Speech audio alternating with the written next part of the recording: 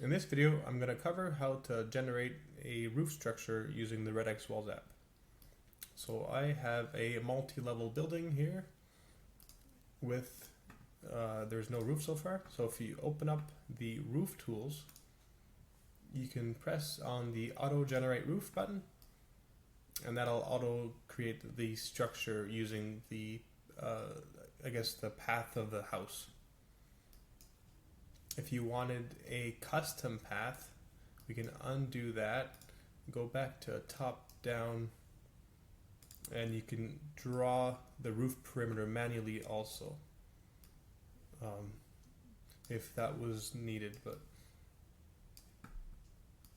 And that's gonna be the lengths. It's gonna be expecting the lengths at the walls. So then so we gave it the path at the top, or I guess the exterior walls, and it added our overhang from that portion. So usually how I like to do it, I just keep the auto generation because usually we're basing off our walls, and for drawing a custom path that might be useful for something like this lower roof here. So if we go back to the roof tools and then we click on create or draw a new roof, that's where that would come in, and you can draw out that path for that lower roof. I think that kind of gives you an idea what that would look like. Then we can look at working with different heights. So once your roof is generated, you can select, if you select in between the rafters here, you'll select the roof side, and with the roof side settings open, you can convert a roof side to a gable.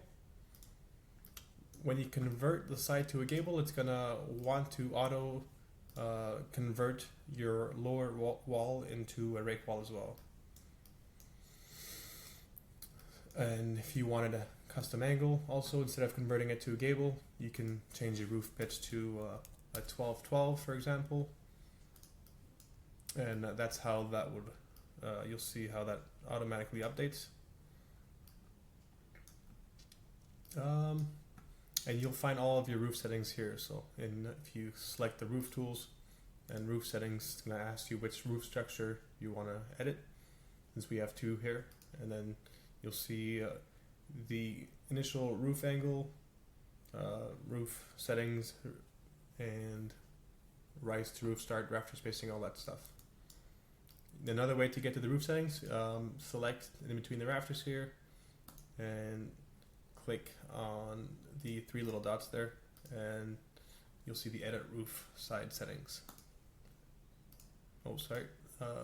Three little dots and roof settings. So that's going to bring out the whole roof default settings for that roof.